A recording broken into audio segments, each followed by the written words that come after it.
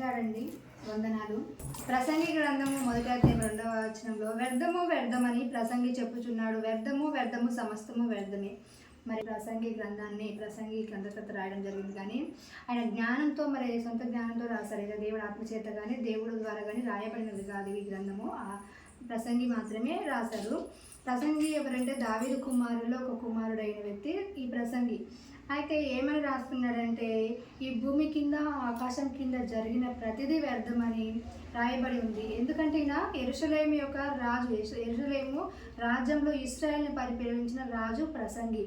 మరి ఈ వ్యక్తి భక్తుడు తన అనుభవం ద్వారా ఏం చెప్తున్నాడంటే, మరి నేను ఒక రాజుని, ఒక దేశాన్ని పరిపాలించిన రాజుని, మరి నా జీవిత కాలంలో అనుభవాలను మన పెద్దవాళ్ళు చాలామంది కొన్ని అనుభవాల గుండా వెళ్ళినప్పుడు మనతో పంచుకుంటారు. వాళ్ళ అనుభవాల విషయంలో మనకి కొన్ని మూల పాఠాలు నేర్పుతారు.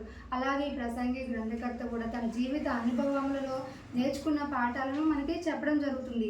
ఏమని చెప్తుందంటే, మరి నేను ఒక రాజును అయినప్పటికీ ఎన్నో సాధించాను. నేను గొప్పగా భవనాలు కట్టుకున్నాను, ఎన్నో ద్రాక్ష తోటలు నాటించాను, ఎంతోమంది నేను వాటికి నీరు అవసరమైతే చెరువులు త్రవ్వించాను, పనికత్తెలు ఉన్నారు నాకు, ఎంతోమంది బంగారము వెండిని సంపాదించుకున్నాను. నా దేశంలో రాజులు ఉన్నారు కదా, వాళ్ళకంటే అధికమైన సంపదను నేను సంపాదించుకున్నాను. అంతేకాకుండా ఇతర దేశాల్లో ఏమైతే ఉన్నాయో వాటిని కూడా నేను తెప్పించుకొని ఉన్నాను. ఎన్నో గొప్ప కార్యాలు నేను చేశాను. ఎంతమంది పనికత్తెలు, బానిసలు నా దగ్గర ఉండడం జరిగింది. అంతేకాకుండా ఈ ప్రసంగి ఏం చెప్తున్నాడంటే, నా కనులకు ఆశించినది ఏది నేను చూడకుండా నా కనులకు నిర్బంధించుకోలేదు. నా హృదయము నేను సంపాదించిన నేను సాధించిన అన్నిటి నుండి అతిశయపడినప్పుడు, సంతోషించినప్పుడు నా హృదయాన్ని నేను కట్టడి చేయలేదు. ప్రసంగి గ్రంథకర్త తన జీవితంలో ఎన్నో సాధించడం జరిగింది. ఒక రాజు రాజు అయినప్పటికీ అన్నిటినీ పొందుకుంటా అంటే హృదయం సంతోషిస్తున్నప్పుడు ఆయనంట ఏమి బంధించలేదంట, వాటిని కట్టడి చేయలేదంట. ఇవన్నీ జరుగుతున్నప్పుడు ఏమవుతుందంటే, అవన్నీ జరిగిపోయిన తర్వాత ఇవంతా సంపాదన విజయాన్ని సాధించిన తర్వాతకి నిదానించి తను యోచించుకుంటుందంట. ఇవన్నీ అయిపోయినాక నిదానించి తన యొక్క ఆలోచన వివేచించుకుంటుందంట. నేను ఇవన్నీ సంపాదించాను కదా అని వివేచించుకున్నప్పుడు అవన్నీ వ్యర్థమే అని ఆయన అనుకుంటున్నాడు. నేను ఇవన్నీ సంపాదించాను కానీ వీటి వల్ల ఏ లాభం లేదు, ఇవన్నీ వ్యర్థమే అని చెప్పడం జరుగుతుంది. ఎందుకని ఆ విషయం ఆ వ్యక్తి చెప్పాడంటే, 2వ అధ్యాయంలో 18వ వచనంలో ఇలా ఉంది.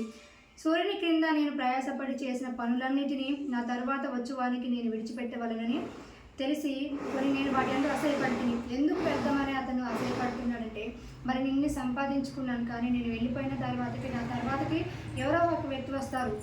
ఆ వ్యక్తికి నేను ఇవన్నీ అప్పచెప్పాలి కానీ అతని జ్ఞాని అవుతాడో కాదో తెలియదు. కానీ ఇంత ప్రయాసపడి నేను సంపాదించుకుని ఆ వ్యక్తికి విడిచిపెట్టి వెళ్ళాలి, కానీ పెట్టవలసి వస్తుంది. నాతో నేనేమి తీసుకెళ్ళలేను. కాబట్టి ఇన్ని సంపాదించినప్పటికీ ఎంతో ప్రయాసపడి నేను సంపాదించాను కానీ అతను జ్ఞానవంతుడు అవుతాడా అజ్ఞానవంతుడు అవుతాడా తెలియదు. అతనికి అధికారం ఇచ్చి వెళ్ళిపోవడం జరుగుతుంది. నాతో ఏమీ రాదు కాబట్టి ఈ ప్రయాస అంత వ్యర్థమే అని చెప్పడం జరుగుతుంది. నిజంగా చెప్పాలంటే ఇంత ఈ ప్రసంగి గ్రంథకర్త ఇవన్నీ వ్యర్థమని చెప్పారు. దేవుడైతే ఇవన్నీ ఉండడం వ్యర్థమని చెప్పట్లేదు. కానీ ఈ భక్తుడు చెప్పే మూల అంశం ఏంటంటే, దేవుడు లేనికుండా, దేవుడితో నడక మన జీవితంలో లేకుండా ఏది ఉన్నా అది లెక్కలోకి రాదని చెప్పడం జరుగుతుంది. పౌలు గారు తనకున్న ప్రతి దానిని నీచంగా ఎంచుకొని దేవుని భక్తిలో ఎదగడం జరుగుతుంది.